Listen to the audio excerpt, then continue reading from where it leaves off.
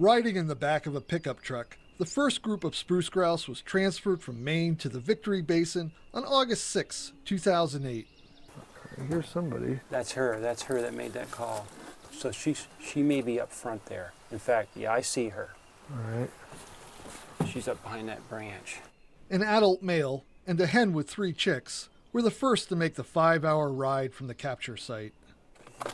Oh, well, that was the hen. That was the hen right there? I'm sorry. Well, she's good. Okay, so I'm going to let the chicks go. I thought I saw her up there.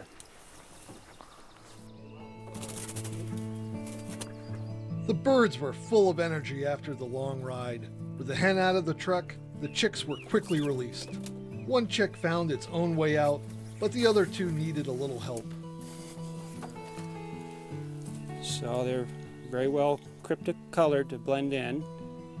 And this is the numbered aluminum band. And then this is just a colored band so we can identify it if we spot it again, hopefully next spring when we do a springtime survey. Once the chicks are released, the hen will call the brood back together.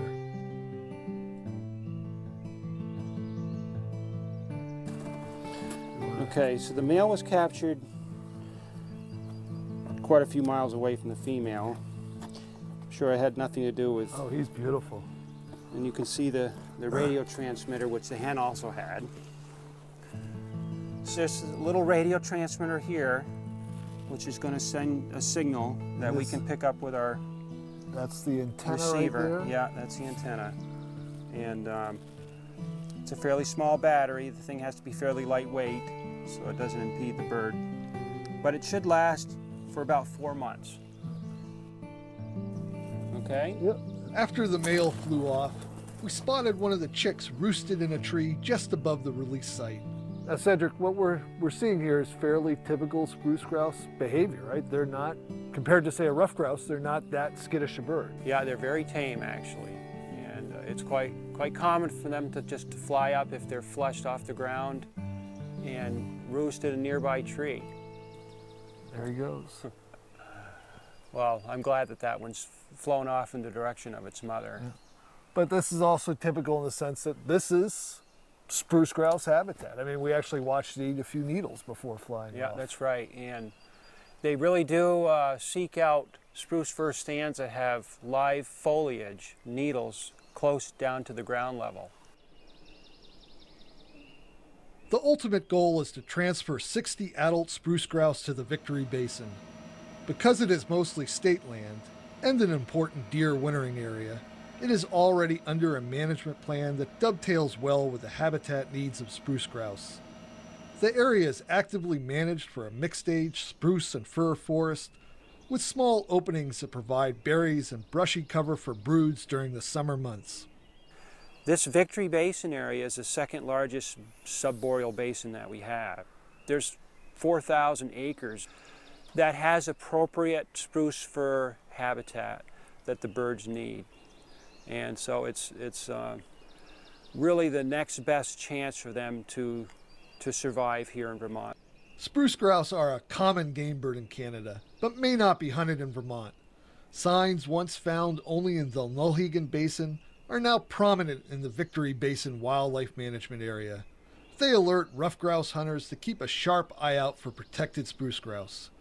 The Vermont Fish and Wildlife Department hopes to eventually also reintroduce spruce grouse along the Coaticook River in Norton. With 3 distinct populations, the future of spruce grouse in Vermont will be much more secure.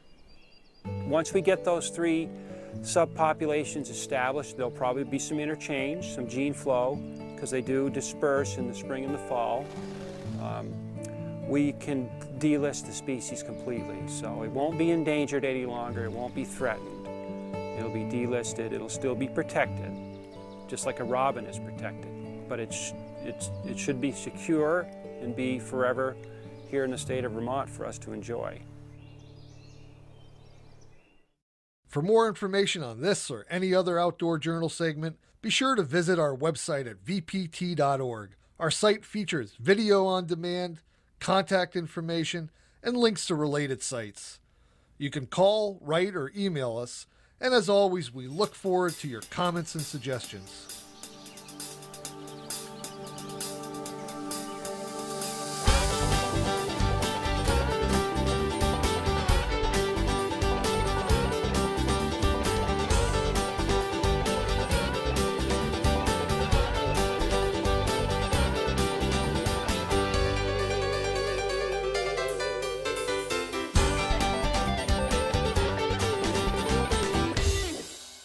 Yes! Yes! I love it, love it. This program has been made possible by a generous grant from the Vermont Fish and Wildlife Department, conserving our fish, wildlife, plants, and their habitats for all Vermonters to enjoy.